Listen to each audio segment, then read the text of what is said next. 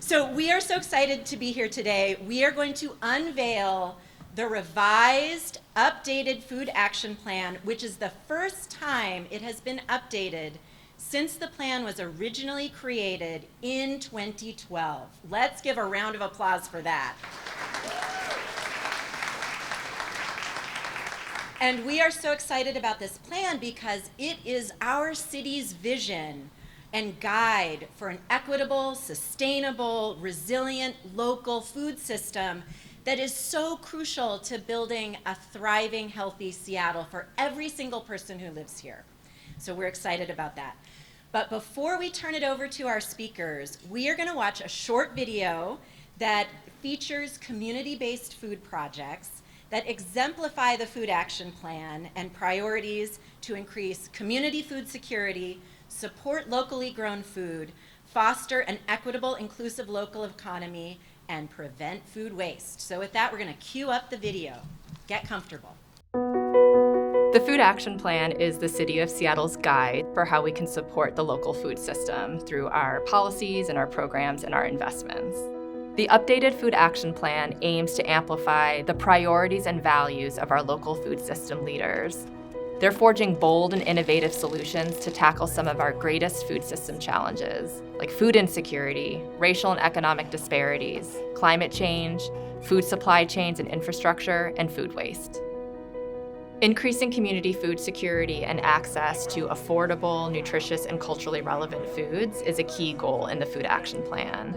And there are many community-based organizations throughout the city who are providing a key link between food security programs and their communities. Starting in 2020, we became an enrollment partner for the FreshBox program. We have enrolled about 700 people, if not more. One of the aspects that I love is to be able to provide for those community members like Guadalupe, who has given so much of her life to the city of Seattle.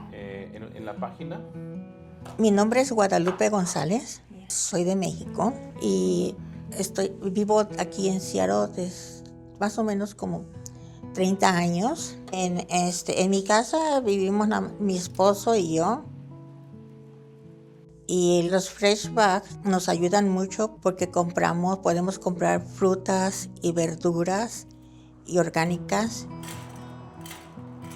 Y también he encontrado productos mexicanos. Ahí como hay los chayotes, ese es producto mexicano, y allí hay los chiles serranos.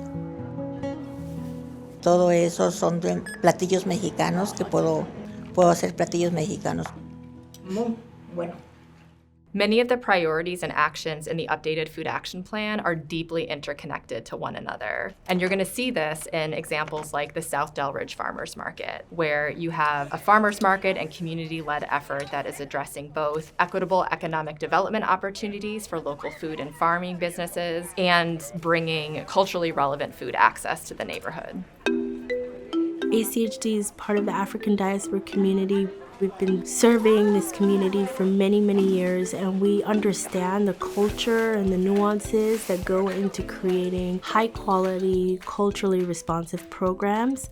And that's why I think the Delridge Farmers Market is so successful, because we reflect the community that we serve. We have a free produce bag program at the farmers market where we offer culturally relevant produce in bags that are just ready to grab and go with no questions asked. We also offer youth bucks, so all the kids can get a chance to shop and practice healthy shopping habits for themselves. For you, $5. Thanks for coming. Can you say gracias?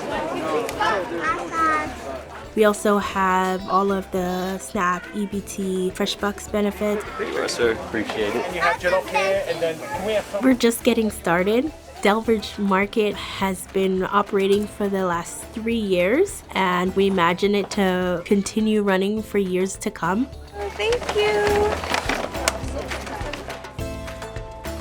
City of Seattle has a long history of supporting urban agriculture and urban farming, and it's really exciting to see so many young people taking up food justice issues through urban agricultural projects. Why We Grow is our farming and food justice program based here at Mara Farm in South Park, and our goals are to create access to health, wellness, embodiment, joy in the outdoors and in relationship with the land. And we want this piece in here. They're using power tools to build these beautiful beds that we're going to fill with healthy soil and grow food in. There you go. Yeah. Nice. Being an intern at Why We makes me feel seen and heard, and having that community makes me feel like I'm not alone in this work and that I am doing something greater as a collective. Raise your core. Raise the core. Okay, this one's heavy. Young people just showing up to the farm, they are making an impact. Taking agency in their food systems is an act of resistance. And then from there, they develop love, they develop care, they develop the sense of community and collective, where they want to take responsibility and they have the outlets to do so. And we understand that we're one piece in this wider mosaic across the city of incredible folks doing this work. Local food businesses are a really important part of the Seattle economy, and we have a very diverse and vibrant restaurant scene. And there's many entrepreneurs throughout the city who are bringing their rich cultures and cuisines to our neighborhoods. Musang started as a pop-up in 2016, and it was really just a way to introduce Filipino food and culture. We decided to make that decision of creating a space for our community, not just a restaurant space, but a place to celebrate, to gather, to support. Musang was never going to just be a restaurant. It's always been focused on the people behind the scenes. This place couldn't exist if it wasn't for everyone else that is here, putting in the work every day, sharing their stories, sharing their talents. When we say community driven, it's because the people that work here are part of the community. Musang's food is based on our childhood memories of Filipino food. Before we open every day, our team gets together and we talk about Filipino history. We talk about Filipino-specific ingredients. We give the front of house an opportunity to taste new dishes. Whenever I see the dining room full, being able to see that grandparents are able to share their Filipino memories with their grandkids, I think that's all I've ever really wanted, is for my family to be in a place that they can feel really proud to be Filipino. Preventing food waste and how we manage our food waste is a really important topic in the Food Action Plan. Some communities are coming up with very creative solutions to create a more circular food system. Restaurant to Garden is a community composting project, and our goal is to decentralize food scraps management in an urban setting. We're based in the Seattle Chinatown International District neighborhood. We work with 2 food service businesses. So we work with Itsumono Seattle and Panama Hotel Coffee and Tea House. Every week, we pick up the food scraps, bring it up to the garden, we weigh how much we have collected, we do some level of sorting, so sort out things that don't belong in the compost pile, such as plastics, and then we do bokashi composting. Think about it as pickling food with beneficial bacteria. We put it in the earth cube, which is an in-vessel hot composter, for about 8 weeks. Then we have volunteers to sift out compost through a screen, and that's the harvested compost that we give out to the Danny Wu community gardeners. Hey, thank you.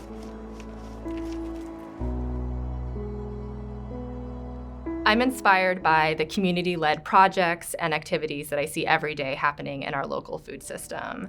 And I'm also really hopeful because I see what can happen when we have meaningful and effective collaboration between community groups and government who work together to co-create solutions and change through our policies and programs. The value of the Food Action Plan is that it presents a bold and hopeful future for an equitable, sustainable, and resilient local food system. And it includes 50 actions to get us there.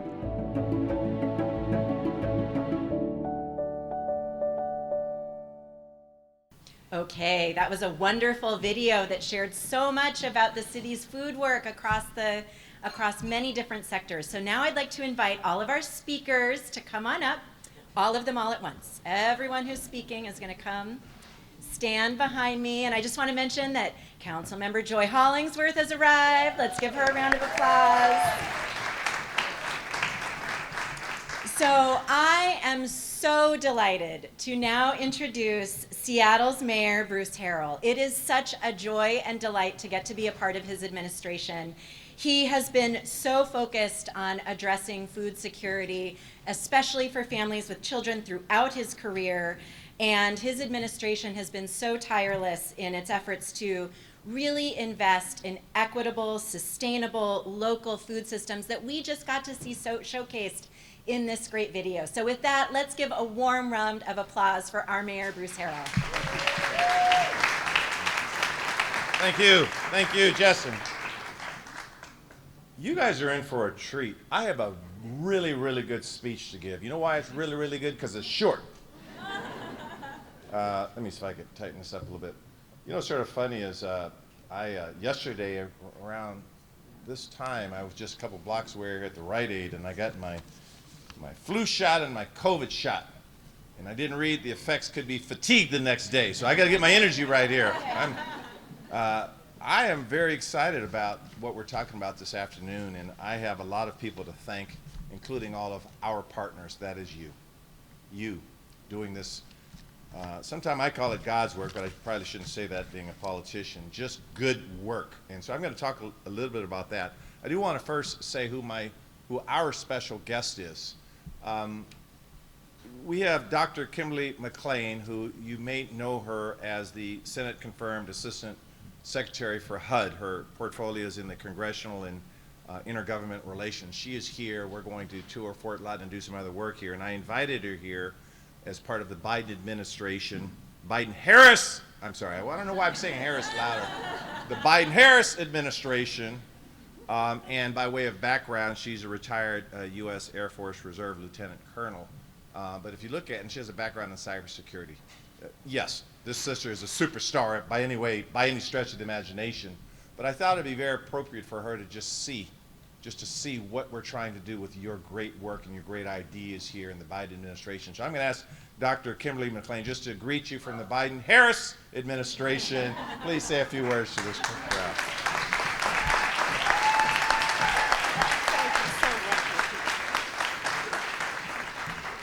Well, good afternoon or quasi-morning, depends on what part of the country you are living in. On behalf of President Biden and Vice President Harris, I bring you greetings from the U.S. Department of Housing and Urban Development. It is absolutely my honor and pleasure to be back here in Seattle, the community that I lived in right after I graduated from college on Western and Broad. And remember walking down the waterfront long before it looked like the waterfront that Mayor Harrell and his administration has really poured into today. Food insecurity is absolutely critical, absolutely critical. It is one of those social determinants of health that HUD is absolutely honored to be a part of in making sure that we build healthy and strong communities. So I thank you for what you're doing. I am a foodie by heart. So you caught me at food, and yes, as I was walking up. So thank you for what you are doing each and every day to make our communities resilient and healthy. Thank you again, Mayor Harrell. I look forward to today and look forward to hearing what Seattle is doing with regards to its food plan. Thank you again. Thank you, Dr. McLean. So in addition to our outstanding 250 community partners, there are in our 8 city departments that are just doing awesome work.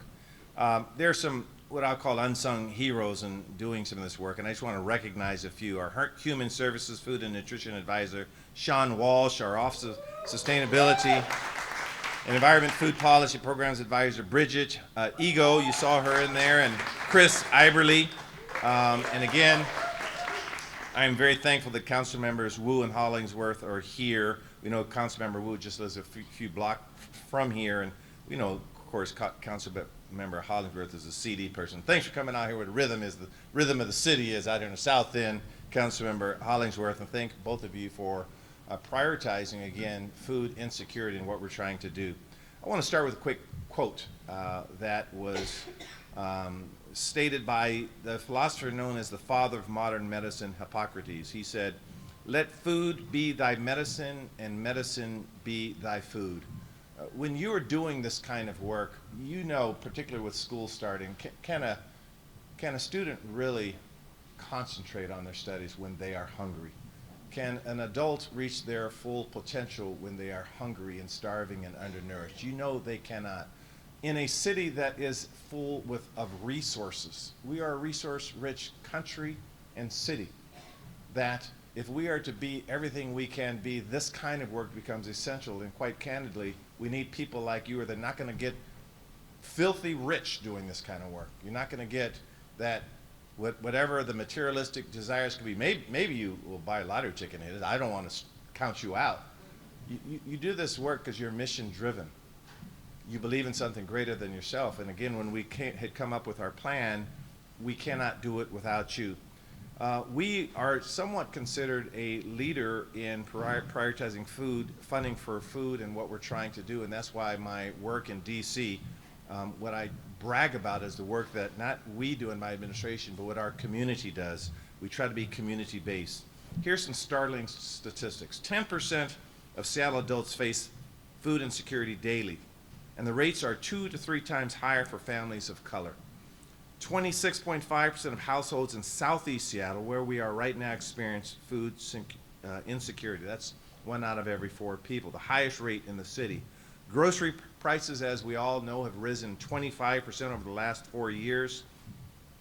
Washington produces 500,000 tons of food waste every year.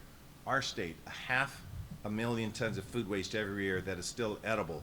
Enough food to make 105 meals for every person in the state. So we look at the ecosystem that you're involved with, and we try to just, how smart can we be as a city? And again, your ideas that we flowed into our action plan becomes critical, because we shouldn't have anyone hungry in this city. The updated action plan includes 45 very specific actions. I'll just hum a few bars and you'll hear more details later. For example, purchasing locally sourced and culturally relevant foods for schools, and strengthening food banks and meal programs. You saw that on the video. Increasing equitable land access for agricultural projects, purchasing food from tribal groups for city food programs. Implementing strong labor protections for farm workers, and strengthening assistance for small food business. That becomes critical. That becomes critical when we stand behind our farm workers and our employees. And increasing composting, strengthening food rescue operations, and creating city business partnerships to prevent food waste. Now, I'll close with this. We have 250 community partners who worked with the city over the years to develop this update. I'm grateful to each one of you. Now, I think we all could agree I have a very tough job. You're supposed to laugh at that. No one just chuckled. I have a very tough job. But you know what? You have a very tough job too. You have to do more with less. You have to fight your own issues of where you are in your own life to do this mission-based work. You have a tough job too. So I don't whine to anyone, because I cannot do my job without you. So I close by thanking you very much for your leadership and your commitment to the city and to others. And with that, I will pass it back to the outstanding, awesome, the myth, the legend, the real person, Jessyn Farrell.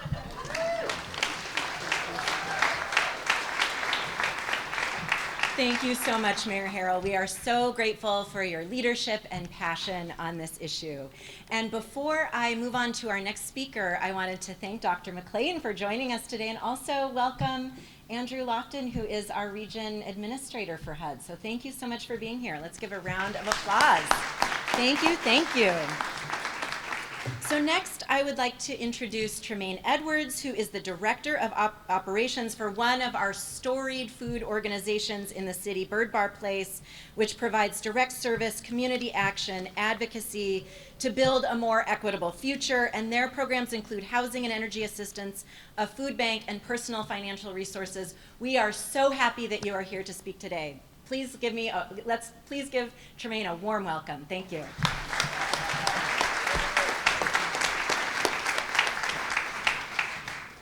Right, well, she took some of my thunder, but thank you.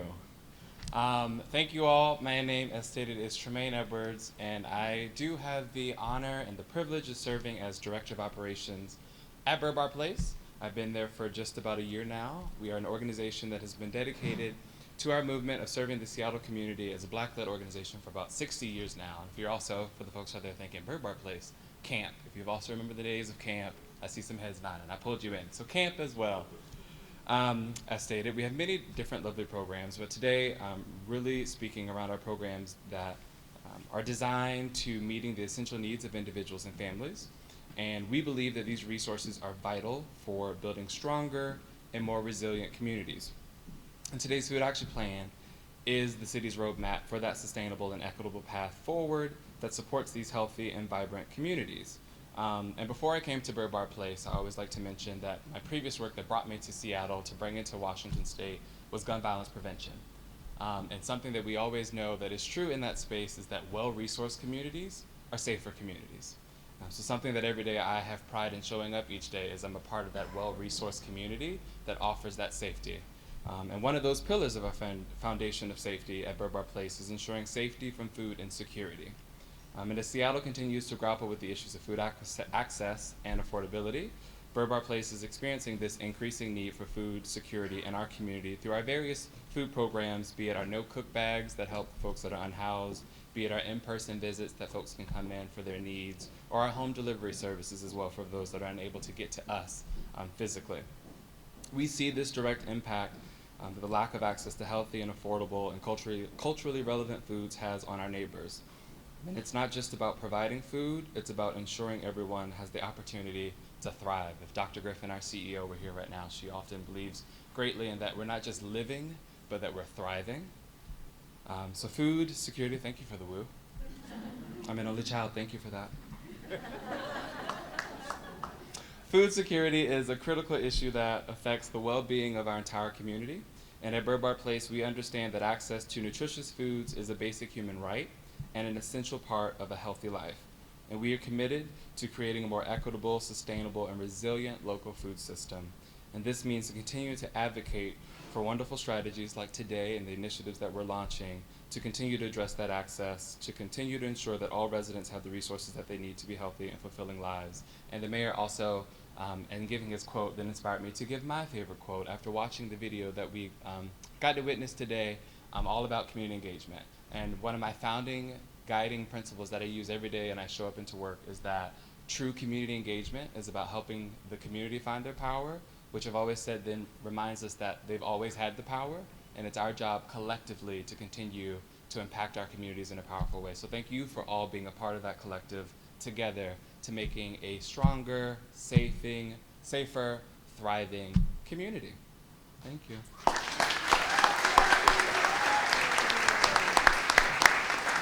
Thank you so much, and I just really appreciate bringing in the nexus of community safety, community health, and gun violence prevention. We really appreciate your work. Thank you so much.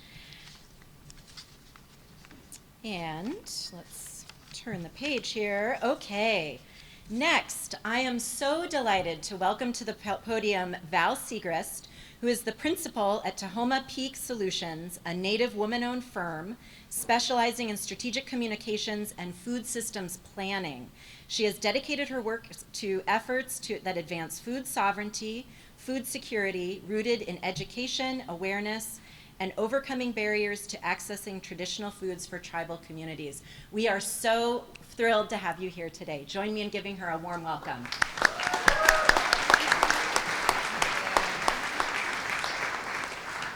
Hatzlahale, Valerie Segrest Tietsta, Buckelshuth Opsted. It's good to be here, and I'm so excited for this day. I'm so inspired by today.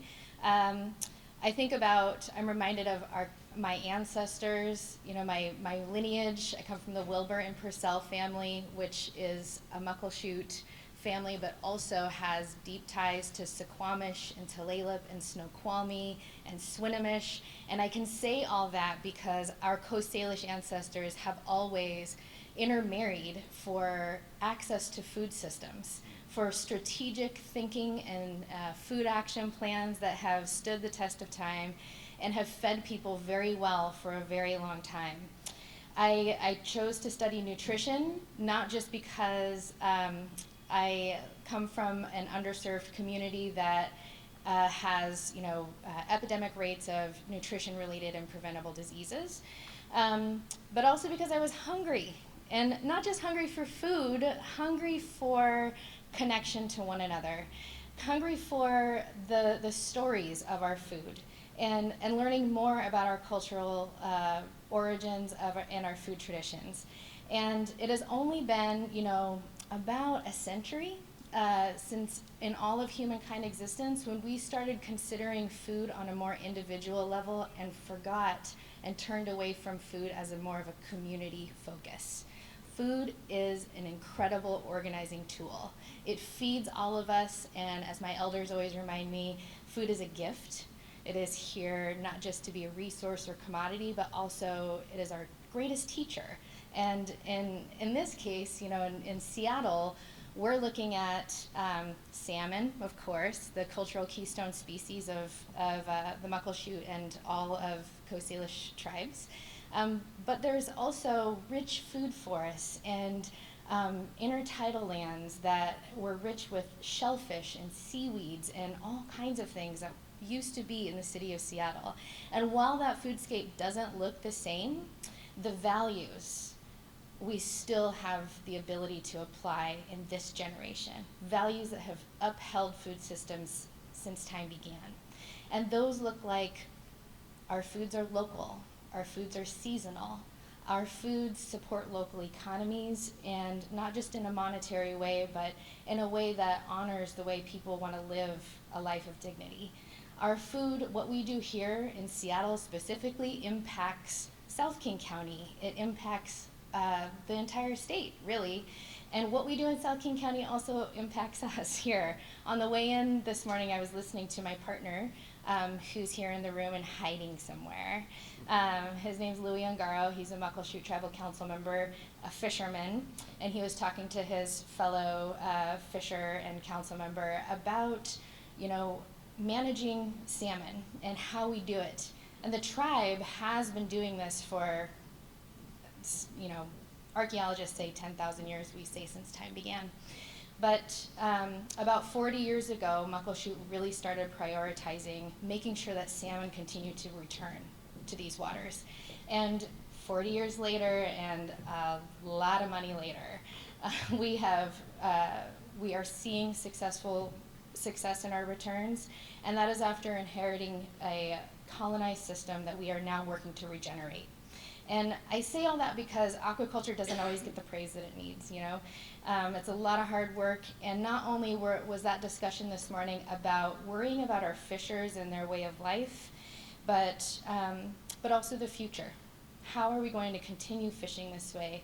And what we've done with this return that we've seen is actually prioritize, contracts and opportunities that can feed our underserved people here in the city.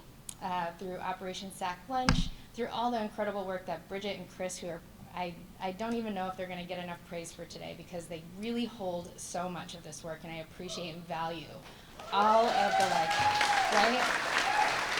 all of the time and effort and personal relationships and thoughtfulness that they put into making sure that this type of action is going to be sustainable and successful. So I could go on and on because I love talking about food and I love talking about actions, but I just want to remind us all that this is such an important responsibility. And while I think we're lucky that we have a city government that's showing up, that we have an administration that's showing up to support this, it's also on all of us to, make sure we prioritize these values, to make sure that we remember that our foods teach us how to be a good ancestor, and that we have the responsibility to feed the future and think about them always, that they're going to have a better system, and they're going to be able to look at this food action plan and see that we cared, like we were thinking about it, and we were putting a wayfinder out there for them to be able to find their way, because this addresses so many issues that we're concerned about. It addresses economy, it addresses climate resilience, it addresses a lot of things when we can get it right, but it's gonna take all of us to really animate a food system that feeds the future. So thank you. I'm so proud of all of you for being here, and I appreciate it. Thank you.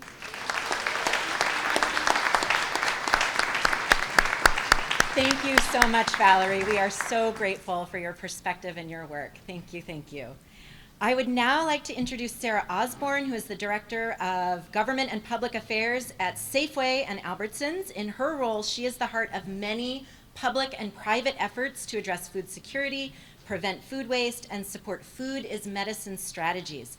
Thanks to Sara, Safeway is a major retail partner of our Fresh Bucks program. Let's give Sara a warm round of applause.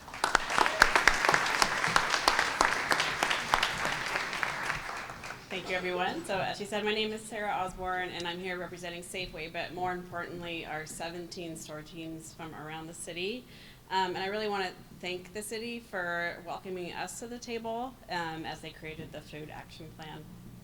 And I have to lower this. So for me, it was very clear, the foremost consideration of the Food Action Plan was the perspective of the people who needed greater access to food, as the programs are being extended to meet people where they already are and overcome the barriers of where and when they can go to meet those needs. In addition, I feel like underlying this plan was an awareness that food is so much more than food. Food is connection, food is joy, food is tradition, and food is really family in all forms. So as such, like the dignity of choice for both the manner in which the food is accessed and the type of food people get to select is as essential as the food itself. I know that our store teams have been proud, very proud to be longtime Fresh Bucks retailers, which is a meaningful compliment to the SNAP Produce Match program statewide, which thanks to Bridget Igo has been at our stores for more than 10 years.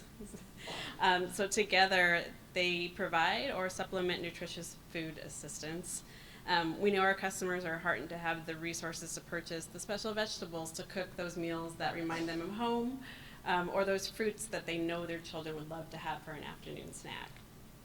In addition, we have teams behind the scenes at our stores who have been very inspiring by creating process improvements and innovations to ensure that the highest quantity and quality of unsold food is freely redistributed in their own communities. As we are also very pleased to have just begun a pilot program funded by SPU in partnership with Feeding Feasible Feast, raise your hand, Angel, in which we have a transportation solution to pick up the food in our stores and redistribute them to community agencies like senior centers, immigration centers, and even directly to households on the same day that food is donated from the store. And the last one, that direct to household, that's thanks to U District Food Bank. So I don't know if Joe's still here, but they do great work redistributing food directly to households on the same day they receive it.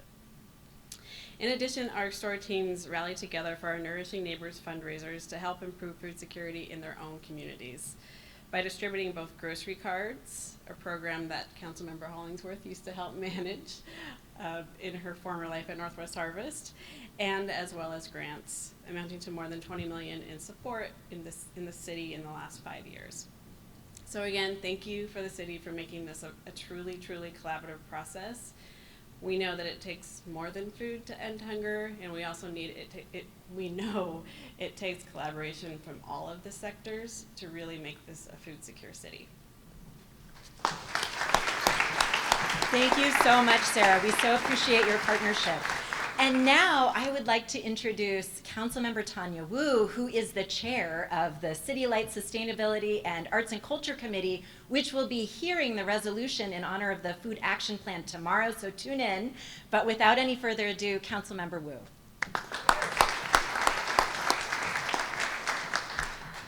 Colleagues and esteemed and cherished community members, my name is Tanya Wu. I live right down the street, so I'm so thrilled to see so many of you here from all over the city in my neighborhood, and here to celebrate the Sales Food Action Plan especially. So I know this plan isn't just a roadmap, but a call to hope for equitable, sustainable, and resilient local food systems that supports healthy communities across Seattle. I grew up here in South Seattle.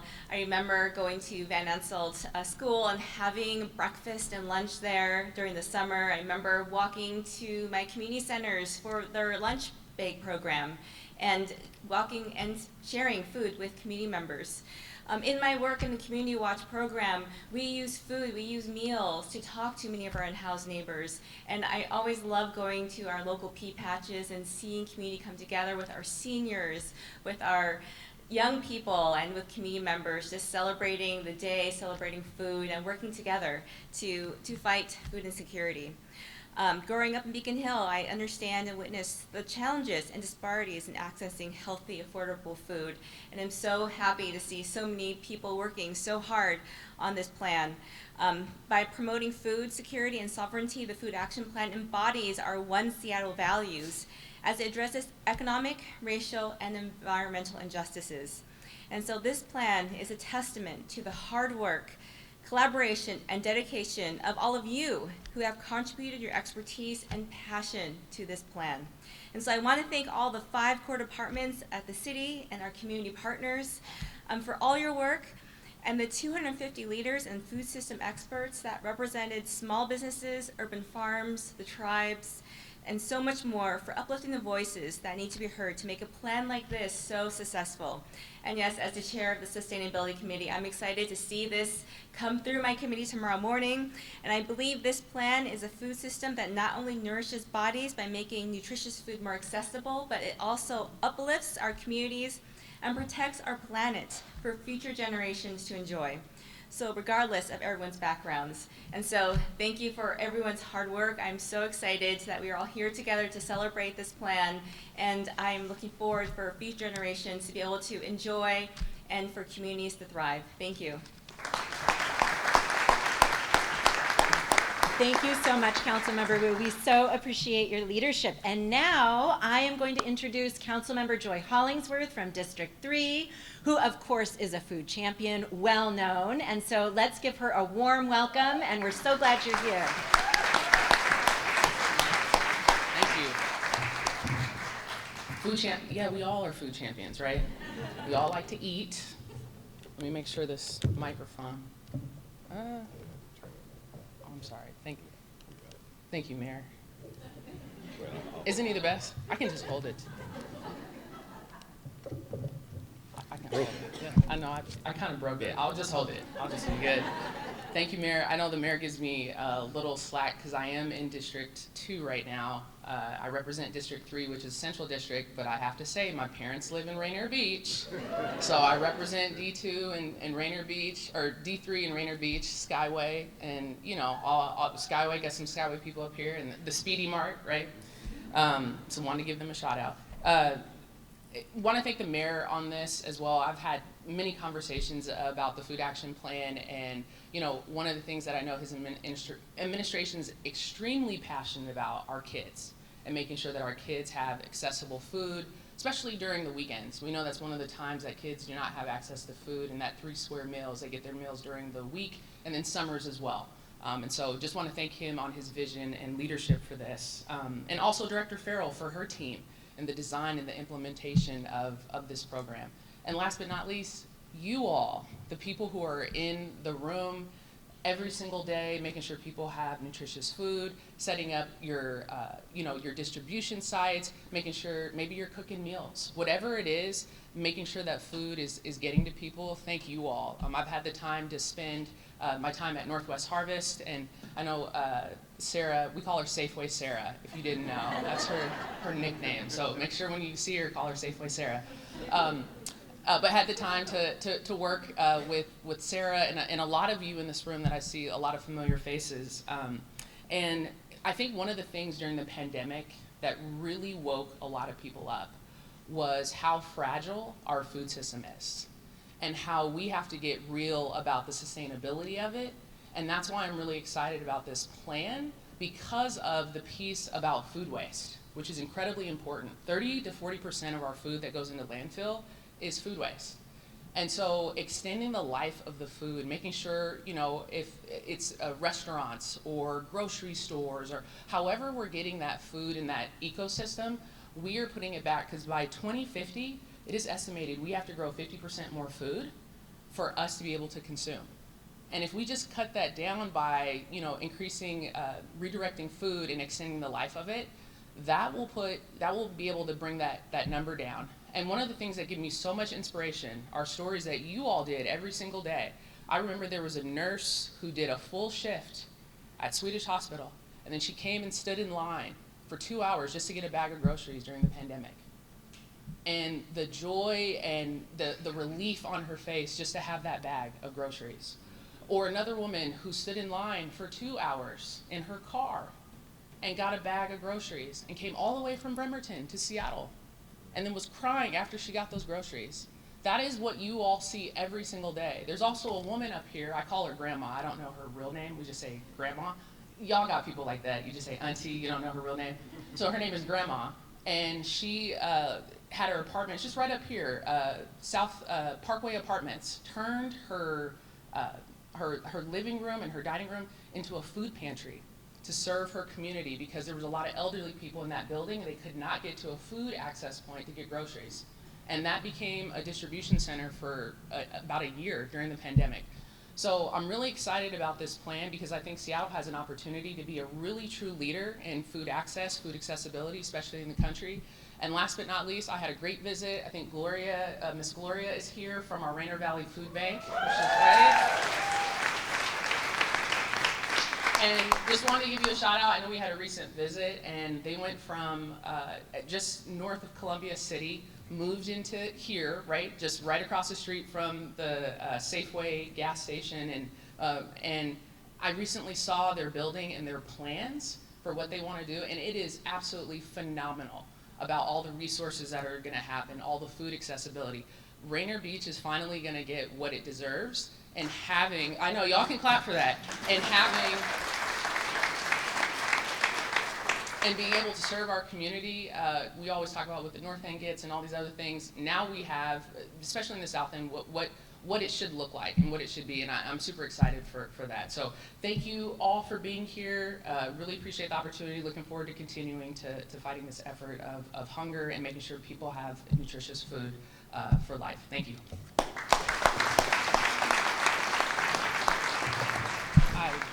I'm sorry.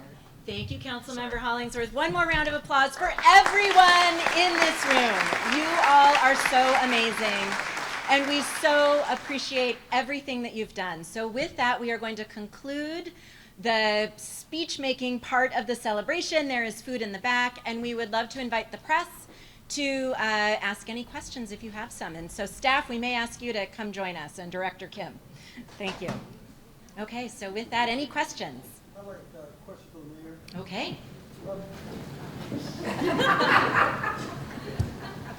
Yes, Mr. Lynch, how can I help? Bottom line for me in no uncertain terms why this program is so important for Seattle. The question is, will I bottom line you on why this is so important in Seattle? I think I have two reasons why this is so important.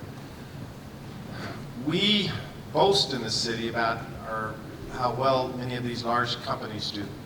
Per capita, we have a higher income than a lot of major cities. If we can't figure out how to feed the poor here, then our country is in dire straits. And I know we have the political will, we have the community will, and we need a plan and systems in place to do it, and that's why this is so important. Number two, we are living in historic times, no matter how you look at it. This is history every day we're making here, not just in the city, in this country. Look at, I was asked a question the other day. I don't know how you're going to get this in an article, by the way. I was asking a question when I graduated from Garfield in a certain year. I'm old. 1976, I'm proud, I'll wear it. I said, are you better off then, right after the Civil Rights era, than you are now graduating from high school, 2024?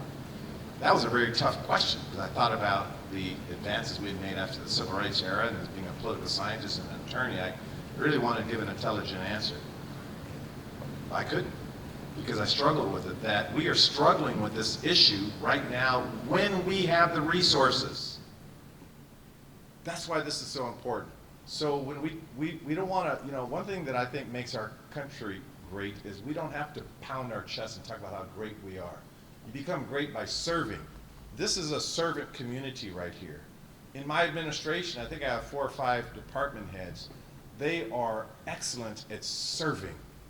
And I try to show by example, and that's why I said I have the greatest asset of any mayors, and I talk to all the mayors all the time, this community. So that's my second answer, is we can show this country what we could do if we get this plan right. Now you got to figure out, Mr. Lynch, how to condense that. And, did I give you at least one quote? He's a friend. So. Any other questions before we break bread? I'll close it, Jessyn, if I may, unless there's another question. Okay, we're going to go. I'll count you down. 3, 2, 1, Seattle, because of you. Thank you very much.